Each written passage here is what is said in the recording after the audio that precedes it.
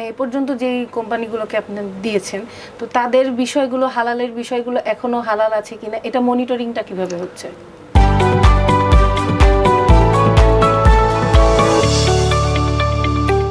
এটা আমরা সার্ভেলেন্স করতেছি। সার্ভেলেন্সের মাধ্যমে আমরা স্যাম্পল আনতেছি, আইনে টেস্ট করতেছি, দেখতেছি, আমরা যাচ্ছি। এটা কি নির্দিষ্ট কোনো সময়ে যে 1 মাস পরে আমরা টেস্ট করব বা 3 মাস পর পর আমরা টেস্ট করব? বছরে অ্যাটলিস্ট 1 থেকে 2 বার আমরা সার্ভেলেন্স করতেছি। মানে যে পণ্যগুলো ফ্যাক্টরিতে আমি যেদিন যাব সে জানবে না, এটাই সার্ভেলেন্স। একদম লোকাল লেভেলে কি এই অভিযানগুলো পরিচালনা করা হয় কি? অবশ্যই প্রতিদিন সার্ভেলেন্স করা হচ্ছে। শুধু হালাল না, বিএসটি সকল পণ্যই সার্ভেলেন্স করা হয়। আচ্ছা, লোগোর যেই ব্যাপারটা, এটা তো অনেক সময় আসল নকলেরও একটা ব্যাপার থাকে, নকলগুলো অনেক সময় চেনা যায়। ধন্যবাদ, আপনি সুন্দর প্রশ্ন করছেন। এটা কিভাবে বুঝবে সাধারণ ক্রেতা? অবশ্যই বুঝবে না কেন? আপনি জেনে থাকবেন যে আমরা ডিজিটাল সার্টিফিকেট দিচ্ছি এখন।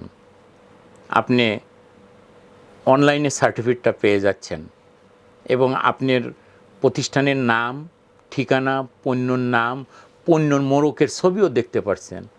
আপনি কিউআর কোড সমৃদ্ধ আমরা লাইসেন্স দিচ্ছি, ওইটা আপনার মোবাইল দিয়ে স্ক্যান করলেই হালাল সার্টিফিকেট দেখতে পাবেন।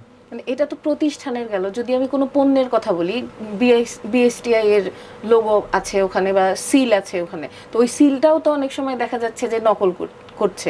যে কোনো পণ্যের ক্ষেত্রে, পণ্যের মানে বক্সের উপরে যেই আপনাদের লোগোটা থাকে, ওটাও তো অনেক সময় দেখা যাচ্ছে যে আসল নকলের একটা ব্যাপার থাকে। মানুষ কিভাবে চিনবে? ওখানে যদি কিউআর কোড থেকে থাকে তাহলে সে লাইসেন্স নিছে, কিউআর কোডে লাইসেন্স হচ্ছে এখন। ওটা স্ক্যান করলেই প্রতিষ্ঠানের নাম, ঠিকানা, লাইসেন্স নাম্বার চলে আসবে। তখন লোগোর পাশাপাশি একটা কিউআর কোড থাকে, ওটা স্ক্যান করলেই আপনি জানতে পারবেন যে এটা বিএসটি আছে। এটা নকল লাইসেন্স, ফ্যাক লাইসেন্স, নাকি এটা আসলেই সত্য লাইসেন্স। ভোক্তাদের জন্য এবং যারা ব্যবসায়ী তাদের জন্য হালাল সার্টিফিকেশনের ভ্যালুটা আপনি কিভাবে সেট করবেন? তাদের জন্য আপনি কিভাবে, মানে কি বলতে চান? আপনি যদি মনের থেকে আল্লাহর নিয়ম মেনে, বিধিবিধান মেনে আপনি যদি এই ব্যবসাকে আল্লাহ একদম ধর্মীয় দৃষ্টিকোণ থেকে এটা একটা ইবাদত করে দিছে, আপনি মনের থেকে যদি চান যে এটা হালাল ব্যবসা করব, হালাল পণ্য উৎপাদন করব, সেক্ষেত্রে আপনার মন এবং আপনার কর্মকাণ্ড আপনি নিজের থেকেই আপনিই যথেষ্ট।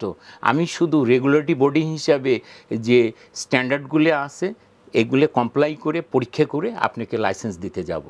একজন ভোক্তা কেন হচ্ছে হালাল পণ্য গ্রহণ করবে? এক কথায় সেফ ফুড।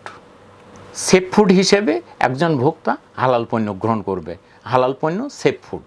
একটা ছোট্ট বেকারি দিলেন, দিয়ে সেই বেকারিটা যদি পরিষ্কার পরিচ্ছন্ন গুড ম্যানুফ্যাকচারিং প্র্যাকটিস মেনে চলেন, পরিষ্কার পরিচ্ছন্ন করে ছোট আকারেই মনে করেন ব্যবসা করতেছেন, আপনি যদি মনে করেন যে এইটা মানসম্মত পণ্য তৈরি করব, তা আপনি নিজের মধ্যেই তো যথেষ্ট।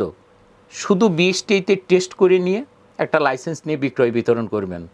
এর জন্য বিএসটিআই এর মোবাইল কোড আপনার তো ভয়ের কারণ না, কেননা আপনি নিজে গুণগত মান পণ্য তৈরি করতেছেন, বিএসটিআইতে দিয়েছেন, এটা টেস্টে পাস করছে, নির্ভয়ে আপনি ব্যবসা করতেছেন।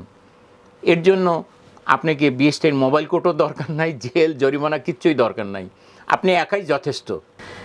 স্যার, ধন্যবাদ আপনাকে আমাদের সাথে সময় দেওয়ার জন্য এবং আমাদেরকে গুরুত্বপূর্ণ কিছু তথ্য দেওয়ার জন্য, হালাল ফুড সম্পর্কে এবং আপনাদের সম্পর্কেও তথ্য দেওয়ার জন্য আপনাকে অসংখ্য ধন্যবাদ। আপনাকেও ধন্যবাদ। যারা দর্শক শ্রোতা এতক্ষণ ধৈর্য সহকারে আমাদের এই আলোচনা শুনলেন, সবাইকে ধন্যবাদ। দর্শক, আপনাদের সকলকে ধন্যবাদ এতক্ষণ আমাদের সাথে থাকার জন্য। পরবর্তী পর্বের জন্য চোখ রাখুন আজকের আলাপে।